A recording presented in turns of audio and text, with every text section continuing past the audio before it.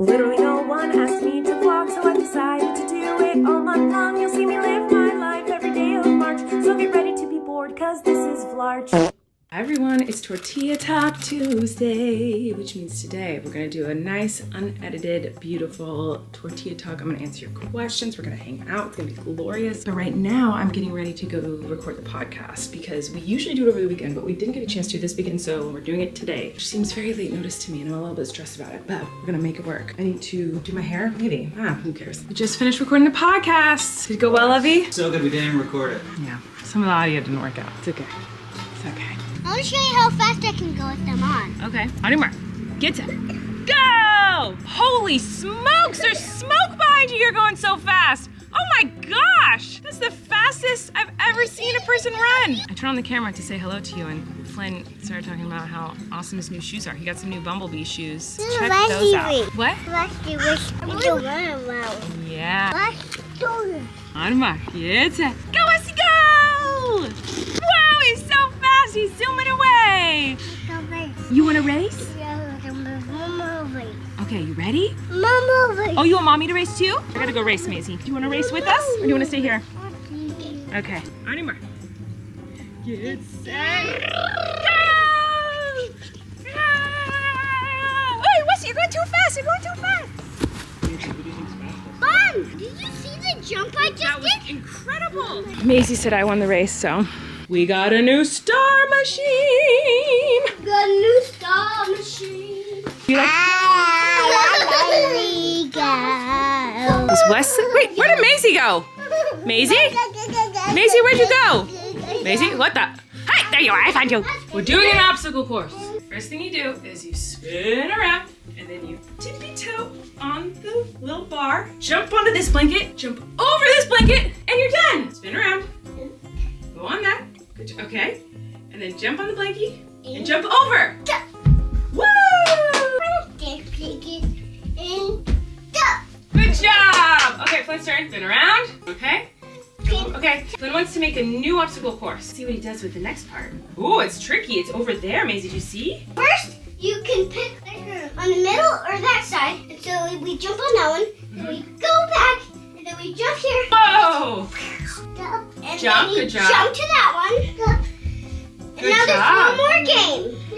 So, you ready? Okay, Here's the good last job. Let's see what he does next. Oh, that one looks tricky, huh? game. This is going to be a really tricky one. Okay.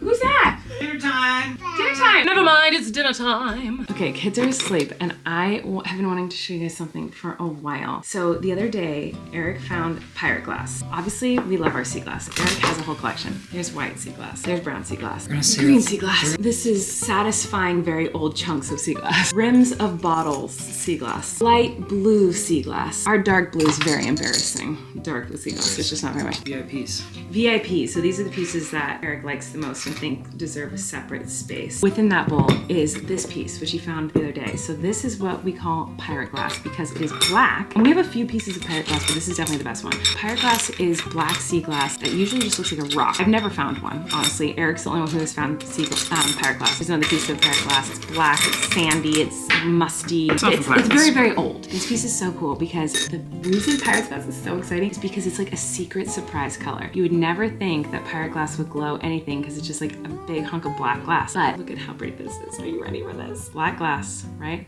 Boring, broken bottle.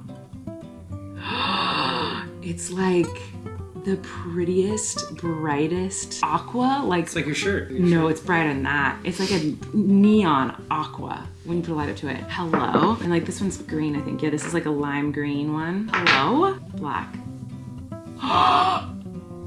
Is that so exciting? It's from a pirate. It's so exciting. I like this bowl. This is the rainbow bowl. I constructed this little bowl. This is like the colorful bowl. And this one is where we have our red piece, pretty like little pink piece. And then the other day, I found lavender. Can't even tell that's lavender. There's like blue in here. Obviously green, there's a lot of green. I only found one red piece. This is it. And then the orange piece that Eric found. Anyway, this is our bowl of colors and I just love it. And it's so exciting. And I just wanted to show you the pirate glass. That's why I came in here. Okay, we're gonna do tortilla talk in a second, but first I wanted to show you some cute and hilarious clips of Maisy, because one of her new things that she does all the time that I absolutely love is she fake laughs. Like she'll be talking gibberish and she'll randomly be like, yeah, and so I just, but she was also practicing all her emotions tonight, like happiness, sadness, madness, and she was hugging Wesley and kissing Wesley. She was just being typical Maisy at nighttime, and it was just cute, funny stuff. So here's that, and then we're gonna do a tortilla talk. Then Mama, I just whip it in, and I played in the wing.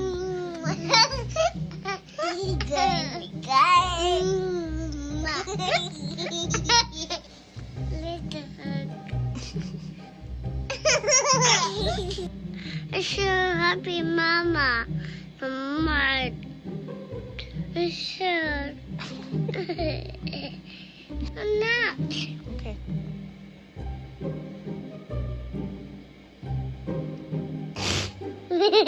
I like your hat.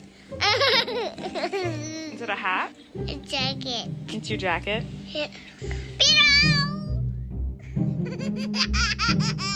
It's time for Tortilla Talk.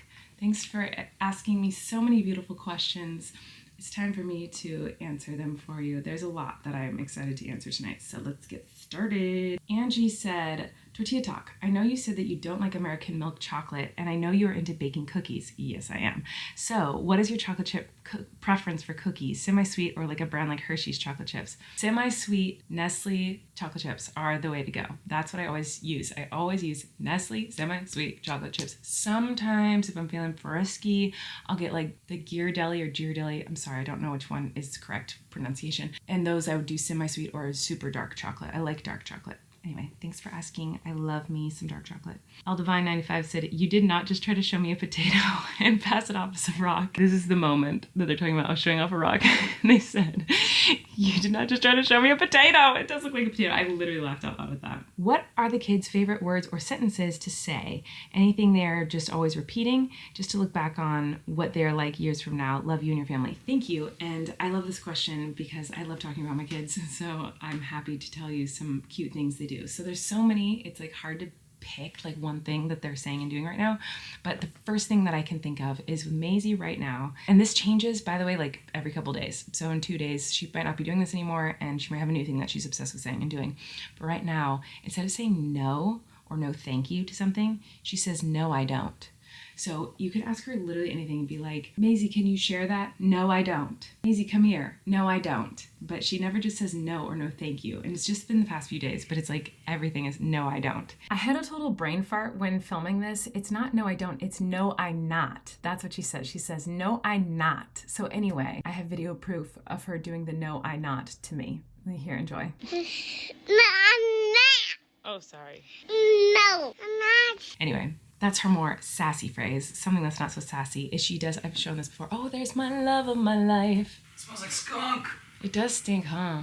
It smells like skunk. Major skunk town, USA. Yeah, it's really stinky. I've shown you this before, but she says, hold you please. And Wesley says it too. Hold you please. And that means pick me up. And Maisy's other thing that she does all the time is she's very empathetic. And if anyone looks sad in any way or, just even doesn't look super happy, she'll run up to them and be like, are you okay?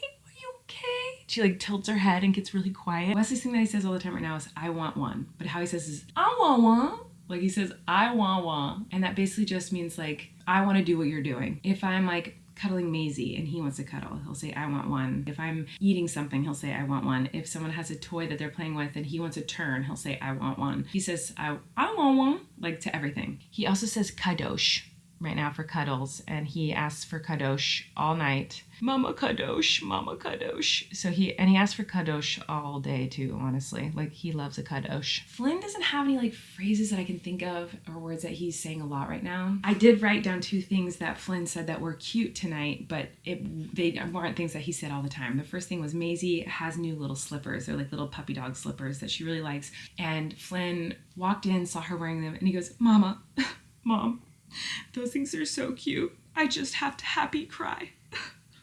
I was like, what? He's never said anything like that before. And so that was really cute. It made me laugh. And then also, I was cuddling with Flynn tonight, put him to sleep, and he saw my bracelet that I made the other day. He was like, Mama, did you make this? Because he's seen that I've been making this for a long time. I said, yeah, I did. He looked at it and he goes, Mama, no one can make anything like this but you. And it was just like the sweetest thing. It made me go like, yeah, it is special. This is the only one like this in the whole world. And I made it. And you're so sweet. Like, it was just really sweet. Anne said, how did you learn to play piano, sing, etc.? Did you take lessons or did it just naturally develop at home? So I learned first I had singing lessons. When I was little, I was always singing, like nonstop, as a little toddler. And so she noticed that I was good at like matching the pitch, like singing on the right pitches. And so she talked to a voice teacher that she knew and was like, hey, does she have good pitch? Is she a good singer? She's always singing, like, you know, and the teacher was like, yeah, she's great. Like, she should be in voice lessons. So she helped me for a little bit, but then I took piano lessons from her for a year or two maybe. And extracurricular activities are expensive, especially for a family that doesn't have a lot of money. And so I couldn't do like singing lessons and dancing lessons and acting lessons and all the different things that I wanted to do. So we all of us kids got to pick one thing. So I picked piano lessons for a while, and then I wanted to take voice lessons, so I had to stop taking piano so that we could afford to take the voice lessons. I took voice lessons all through like high school, and I did choir and stuff, but piano, I, have the basic understanding and learning of piano, and I played a lot by ear. I would just try to learn things and teach myself things from listening to it and then trying to match the pitch, whatever. Anyway, it's not very interesting, but it kind of developed naturally a little bit, but I also did get lessons, which is awesome and I'm very grateful for. Bella said, what kind of wild animals do you have on your property? Ever see anything interesting? Which is a very fascinating question, considering we just talked about a skunk that's right outside. So yes, we've seen skunks and heard skunks. Possums we've seen on our property. Raccoons, we see a lot of raccoons. Like pretty much nightly we have raccoons. Stray cats are often in our backyard. Lots of birds, lots of bugs, obviously. Not really anything interesting other than those. This is an interesting question. I have answered it before, but Tortilla Talk question, what were names that you considered for your kids but didn't use? What if you had all girls, all boys? Would their names be different? Okay, so I've answered this question before, and I'm going to show you me talking about names that we thought about but didn't use for the twins, because I found an old clip from an old vlog right after the twins were born where I talked about the names that we thought about but we didn't end up using for them. So I'm going to show you that here. Okay, we're back to pumping. Now is a good time to tell you the names that we loved but didn't use. Girls' names we liked. Alice is a family name. We really liked that a lot, and we're really close to using that one. River, Willow, Ruby, Lavender. I was not going to name her Lavender. I don't know why that's on this list. Meadow, Brooke, Lila, Darla, Millie, Jasmine, Penny. We really liked Penny for a minute. We thought that was really cute, but we didn't use it. By the way, you are probably shaking right now because you are on my breast pump, so let me move this actually. Sapphire. I was never gonna name her Sapphire. I don't know why that's on this list. May, which is my middle name. Rose, Delilah, Isla, Joy. For boys, I think Eric hates all the names on this list. Skylar. I don't remember ever wanting Skylar, but it's on this list. Forest, Sailor, Van was a top contender for a while. Harper, Sunny, Ruby, we thought was a cool name for a boy. Dublin, we were really close on Dublin too. Eric liked the name Shy. Bear, Maze, we were really close to Maze for a while as well. Lucky, Jasper. But yeah, those are the names we liked but didn't end up picking, and the names that we ended up picking I am so obsessed with. Like, they're perfect. It is wild to hear all those names so much later when like Maisy is so Maisy and Wesley is so Wesley, Flynn is so Flynn. Like, I can't imagine their names being anything other than their names. But Forest and Sailor were really strong contenders for Flynn. Like, I really liked those two names. Like, I think we kind of knew deep down it would always be Flynn. We just couldn't decide on that name until he was like 3 days old. And then with Leslie and Maisy, I was very confident her name would be Alice, spelled with a Y. But when we met her, she just didn't seem like an Alice. I know it's a weird thing to say because she was literally like a 3.5, 4 pound little tiny baby. But she just was so resilient and so quirky and so sassy, like just this tiny, she was so tiny when she was born, and she had so much personality. Like, all the NICU nurses would talk about it, like how feisty she was and how quirky she was, how amazing she was that she was pushing through. And she, in the days where she wasn't doing good, like she was strong and she would push through. But Alice seemed so like proper and sweet and lovely, which Maisy is sweet and lovely, but it just felt like she needed a quirkier name. And in the hospital, we were just like, her name's Maisy. I was very confident her name would be Alice May Stocklin.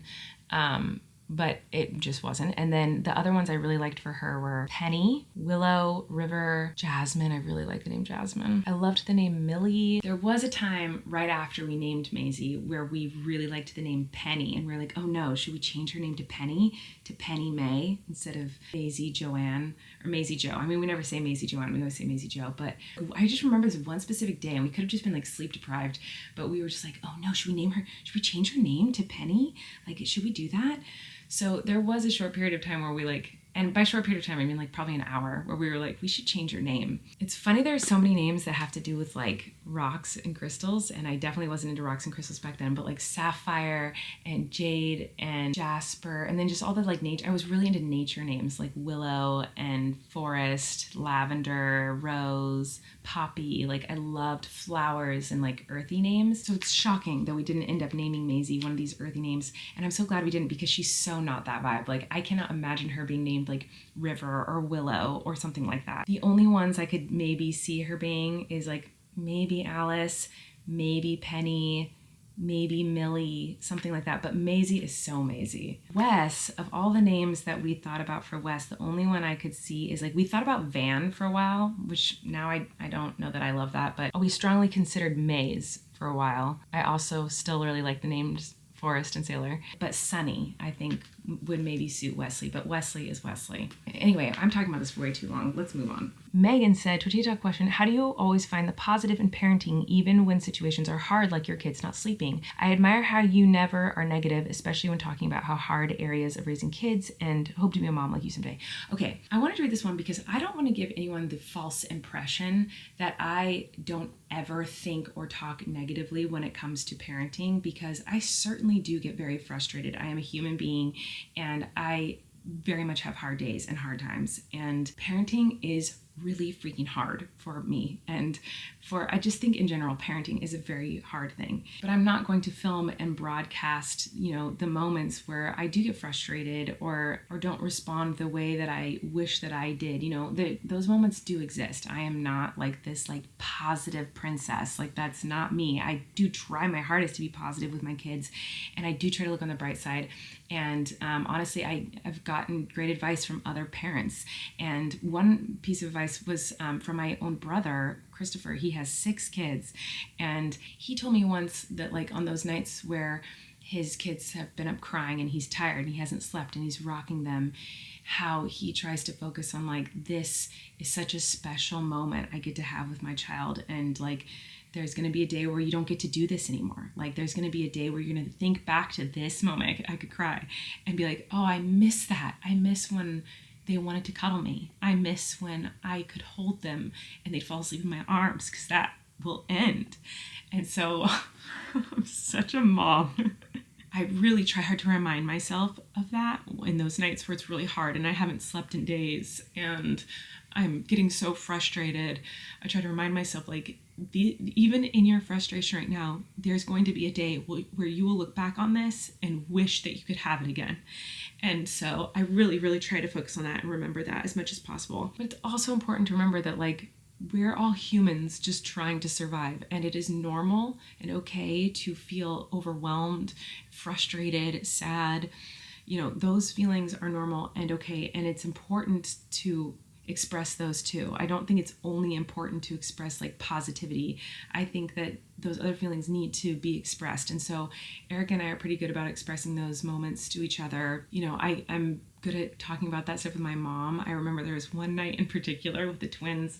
They, were pretty new. They were only a couple months old, maybe 3 months old.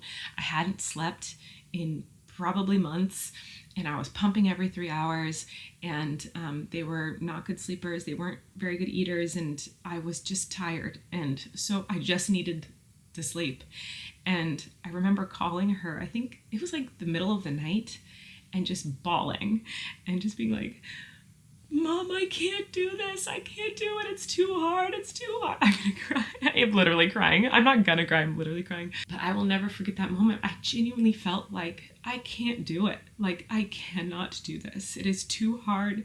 I was just falling apart, and I had postpartum depression and postpartum anxiety. I hadn't slept, and twins they're really freaking hard.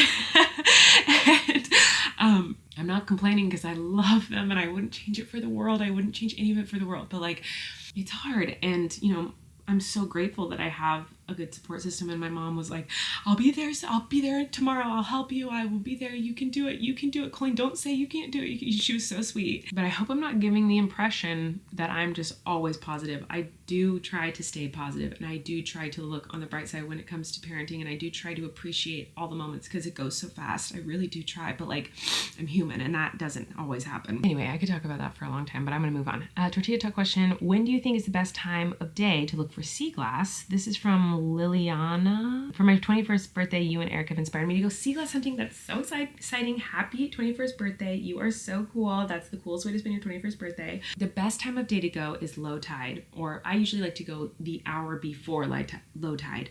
That way you are there when the tide is going out and not coming in.